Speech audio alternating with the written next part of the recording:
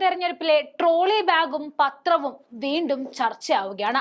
സത്യപ്രതിജ്ഞ കഴിഞ്ഞ രാഹുൽ മാങ്കൂട്ടത്തിന് നീല ട്രോളി ബാഗ് നൽകിക്കൊണ്ട് സ്പീക്കർ വളരെ രസകരമായി ആ ചമ്മൽ മാറ്റിയെടുത്തെങ്കിലും സുപ്രഭാതം, സിറാജ് തുടങ്ങിയ പത്രങ്ങളിൽ വിവാദ പരസ്യം വന്നത് അങ്ങനെ വിട്ടുകളയാൻ കോൺഗ്രസ് തയ്യാറല്ല.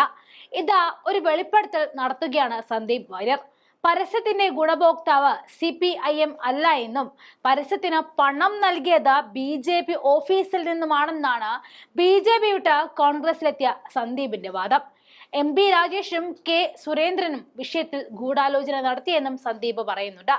BJP CPIM ബന്ധമാണ് പിന്നിലെന്ന് തുറന്നു പറയുകയാണ്. BJP CPIM ബന്ധം കൂടുതൽ ആഴത്തിൽ മറനീക്കി പുറത്തേക്ക് വരികയാണ്. ഇവർ ഒരുമിച്ച് CJP ആയിട്ടാണ് പ്രവർത്തിക്കുന്നതെന്ന് നേരത്തെ തന്നെ അഭ്യൂഹങ്ങൾ ഉയർന്നതാണ്.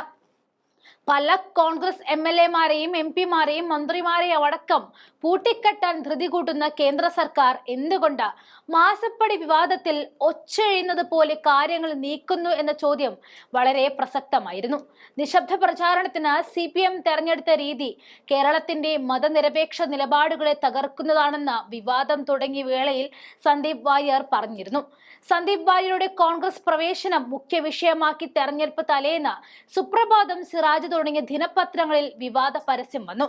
വടകരയിൽ സ്വീകരിച്ചിട്ടുള്ള കാഫിർ സ്ക്രീൻഷോട്ടിന് സമാനമോ അല്ലെങ്കിൽ അതിലും ഗുരുതരമായിട്ടുള്ളതോ ആയ പ്രചാരണ രീതിയായിരുന്നു ഇത്. ആ പരസ്യം കൊടുത്തത് CPIM ആണെങ്കിലും അതിന് പണം കൊടുത്തത് BJP ആണ്. ഒരു പ്രത്യേക വിഭാഗത്തെ ലക്ഷ്യം വെച്ച വർഗീയമായിട്ടുള്ള വിഭജനം ലക്ഷ്യമിട്ടുള്ളതായിരുന്നു ഈ പരസ്യം. CPM-ന് ജയിക്കാൻ കഴിയില്ല എന്ന് ഉറപ്പിച്ചപ്പോൾ ന്യൂനപക്ഷ വോട്ടുകളെ ഭിന്നിപ്പിക്കുകയും ഭൂരിപക്ഷ വോട്ടുകളെ BJP-യിലേക്ക് അടുപ്പിക്കുകയും ചെയ്യുക എന്ന വൃത്തികെട്ട രാഷ്ട്രീയ നിലപാടായിരുന്നു അവർ ഈ പരസ്യപത്രത്തിലൂടെ നടപ്പിലാക്കിയത്. സരിൻ തരംഗം എന്ന വലിയ തലക്കെട്ടിലാണ് പരസ്യം നൽകിയത്. എന്നാൽ സന്ദീപ് വാര്യരുടെ പഴയ പ്രസ്താവനകളും ഫേസ്ബുക്ക് പോസ്റ്റുകളും ഒക്കെയായിരുന്നു പത്രപരസ്യത്തിൽ ഉണ്ടായിരുന്നത്. BJP-യെ ജയിപ്പിക്കാനുള്ള എല്ലാ തന്ത്രങ്ങളുമാണ് അവസാന നിമിഷം CPM-ൽ നിന്നും ഉണ്ടായത്. അതൊന്നും ഏറ്റില്ല എന്ന് മാത്രമല്ല, എല്ലാം തിരിച്ചടിക്കുക കൂടി ചെയ്തു. സമസ്തയുടെ മുഖപത്രമായ സുപ്രഭാതം ദിനപത്രത്തിൽ പാലക്കാട് വോട്ടിംഗ് ദിനത്തിൽ സ്ഥാനാർത്ഥിക്ക് വേണ്ടി പരസ്യം അച്ചടിച്ചത് വഴി വലിയ തെരഞ്ഞെടുപ്പ് പെരുമാറ്റച്ചട്ടലംഘനം കൂടിയായിരുന്നു. അതേസമയം സന്ദീപ് വാര്യർക്ക് KPCC ജനറൽ സെക്രട്ടറി പദവി നൽകിയേക്കുമെന്ന വാർത്തകളും ഇതിന്റെ കൂടെ പുറത്തു വരികയാണ്. പുനഃസംഘടന നടക്കുന്ന സമയത്താകും ഇക്കാര്യത്തിൽ ഔദ്യോഗിക തീരുമാനമുണ്ടാവുക. കഴിഞ്ഞ ദിവസം ഡൽഹിയിൽ വെച്ച സന്ദീപ് വാര്യർ കോൺഗ്രസ് നേതാക്കളെ കണ്ടിരുന്നു.